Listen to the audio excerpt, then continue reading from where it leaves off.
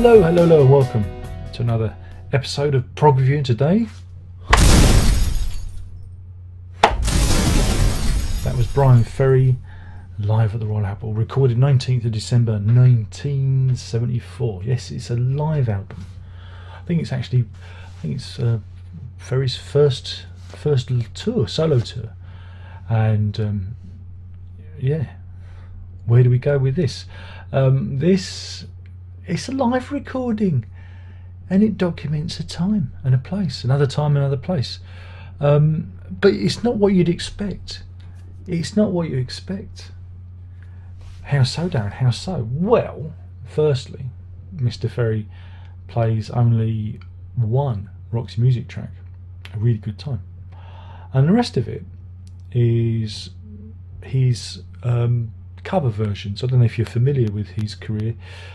Ferry kind of swung from doing cover versions to doing his own material and back again, and very often there were covers on his solo albums and whatnot. I mean, it's again, some of his stuff you've got to like. You've got to like the cover versions, and you've got to love Ferry's way of doing things if you're going to like this album. And again, I'm one of those, I like one or two of them, and then some of them just leaves me, kind of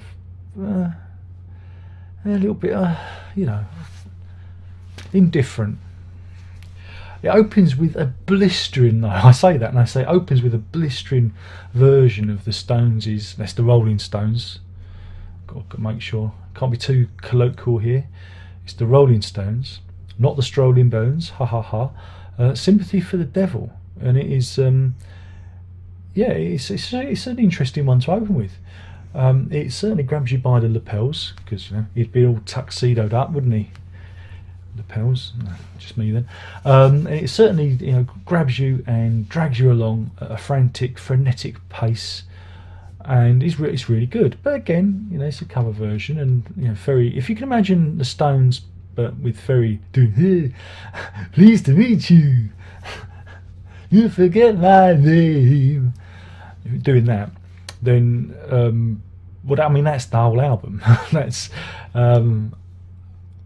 but it's a really good opener, and it really grabs you. But then it kind of starts high. This is just for me, this is my opinion, and it kind of nosedives, because we have a lot of these covers from times gone by, like the 50s and whatnot.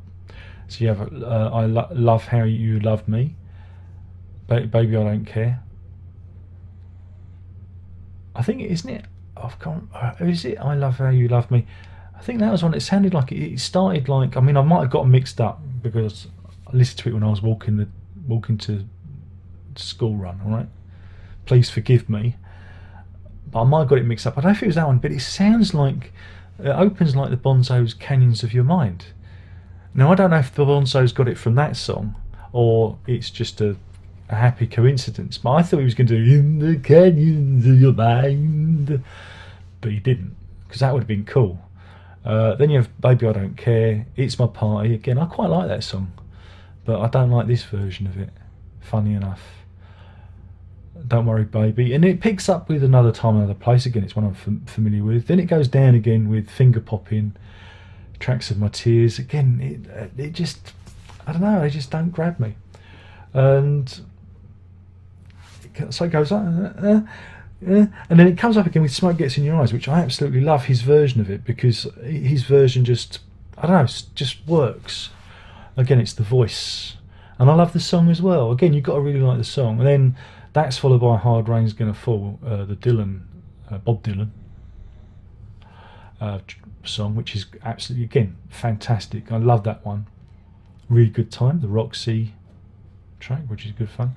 And then In Crowd, again, it's a sigh, absolutely. I really love the more up-tempo stuff, and it rounds out with These Foolish Things. I mean, going back to the In Crowd, I heard it again, and I thought, I'd love to cover that one. I'd like to do a cover version myself of that one, because it's just it is a good song, and again, I think it's the ones where he makes the songs his own, and I don't think some of those other ones like Finger Popping and It's My Party. Again, probably It's My Party is the previous versions, and I can't remember who did off the top of my head. I can't remember. I know, didn't Maury Wilson do one in the 80s? but I can't remember the people who did the original. One of the one of the '60s acts, wasn't it? You know what you'll say it in the comments. You'll correct me in the comments, but that is such a distinct version. I don't think Ferry outshines it, and so I think this is the problem. Is some of them, it's just like Tracks in My Tears. It just isn't. It's such a classic song. Some classics, it's just really hard to to surpass them, or at least make it your own. This is just my opinion. You may find those songs successful, and the ones I like unsuccessful, because that's the beautiful thing about having opinions and differences of opinions. So yeah, odd release though. I mean,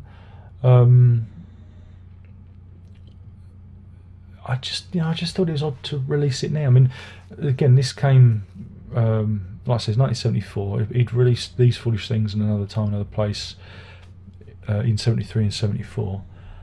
So you'd have thought that this record would have come maybe in 75. It just seems really odd to release it now, but I guess I think Ferry's touring again, because he's always touring, very busy guy. This seems to be the right time. Time of it I thought was a bit odd. Maybe he's celebrating something, I don't know. But it's 74, it's not 2024. It's not like it's the 50th anniversary or whatnot. I don't know. That's the only thing that I quibbled about. I thought it's a bit of the odd timing. Also, another little quibblette was the recording quality, because some of it's really sharp and really really in your face, really, and some of it sounded like they were done from different tapes or not. It sounded like it sounded like the mix narrowed slightly and then opened, and it might have just been me though. But yeah, it didn't. There wasn't a consistent quality to it. But again, that's just a minor quibble. You know what it's like. It's things that you notice. It could have been because I don't know, just a mixing choice. So, but yeah, I mean, this was out last Friday. That's dated it. When was last Friday? When was last Friday? So the 7th of February 2020. That dates this video, if anybody wants to know when it was uploaded, or thereabouts. And so yeah, I mean, go and check it out. You can. I list it on streaming, YouTube Music. I list it on there. I didn't buy. I'm not going to buy a copy of this, but do go and check it out and see what you think, because it must have been odd for, or maybe it wasn't odd. Again, I'd like to know what people of the time would have thought of it, because he's so synonymous with Roxy Music, and again deliberately only does one of their songs. Again, he's really putting his foot down, going, Roxy is over there. That's nothing to do with me. Whereas now he's a bit more liberal. Doing Roxy covers, but then it was like, no, this is my solo career, and that's that. And that's the curious thing about it. That's the curious thing. So you got when it's really been released, like now, that's curious, and the fact that Ferry had the brass neck to almost completely ignore Roxy Music. Very brave, very brave. But yeah, I mean, I imagine there's still some people alive who would have seen this and might buy it out of nostalgia. I don't know, but yeah, an interesting recording, an interesting document of the time. Again, it's not bad, in terms of a package. It's an all right live album, So I'm not marking it. I mean, it is what it is, but it's not what I like about it. You see, I wouldn't have liked to have seen this because again, some of the decisions of the song decisions, I don't think work, So I'm going straight down the middle. I'm going to give this three in crowds out of 5. That's 3 in crowds out of 5. That's not a bad review. That's just based on my personal tastes. Okay, like I say, I think some tracks work excellently and Ferry really nails it. But they're the ones like In Crowd and Hard Rain and Smoke Gets in Your Eyes. Of course, Sympathy for the Devil, which I've never heard that before, so that was a real ear opener or eye opener. So yeah, but do go and check it out. I'm sure it's out there in the streamings. If you thought you knew Bryan Ferry, if you thought you knew Roxy music, this gives you a completely different perspective on it. And yeah, interesting one. Anyway, my name's been Darren Locke. I've been talking about Bryan Ferry live at the Royal Albert Hall 1974. Do check it out. It's interesting as a live album. And yeah, we'll do this all again soon. There's only one more thing left to say, and that is prog on.